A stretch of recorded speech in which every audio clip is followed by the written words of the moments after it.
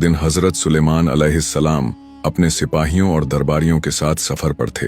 हवा में रौनक थी, पक्षी परवाज कर रहे थे, जिन्नात उनके हुक्म पर काम कर रहे थे। उनके ताज की चमक दूर से दिखाई देती थी और लोग उन्हें देखकर अजमत में डूब जाते थे। जहां जहां उनका काफिला गुजरता, लोग अदब से खड़े हो जाते। रास्ते में एक गांव आया। वहां एक साधारण किसान खेत जोत रहा था।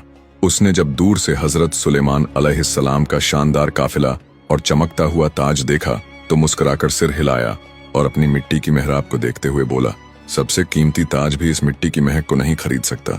ये बात हवा में गूंजी और हजरत सुलेमान अलैहिस्सलाम के कानों तक पहुंच गई।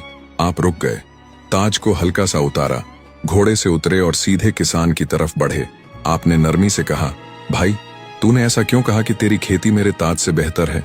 किसान ने मिट्टी अपने हाथ में लेकर जवाब दिया, ऐ नबी ए खुदा, इस मिट्टी से मेरे बच्चों की भूख मिटती है।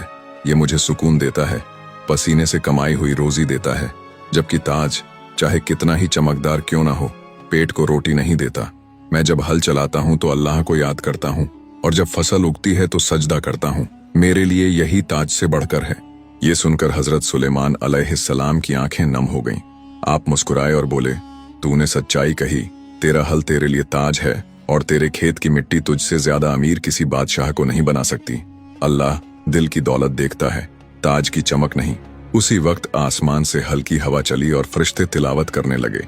हजरत सुलेमान अलैहिस्सलाम ने अपने दरबारियों की तरफ मुड़कर कहा, सीख लो, दौलत और ताकत का मान मिट्टी और मेहनत से कम है। अल्लाह के नजदीक वो हाथ सबसे कीमती हैं जो मेहनत से हल चलाते हैं और हर निवाले में उसका शुक्र अदा करते हैं। किसान की आंखों में आंसू आ गए। उसने कहा, ऐ नबी, आज मेरी जिंदगी की सबसे बड़ी दौलत यही है कि आपने मुझे अपनी नसीहत से नवाजा। हजरत सुलेमान अलैहिस्सलाम ने उसे दुआ दी और फिर काफिला आगे बढ़ा। मगर किसान के दिल में उस दिन से ये सुकून बैठ गया कि उसकी मेहनत का हर कतरा जन्नत के खेतों में बोया जा रहा है।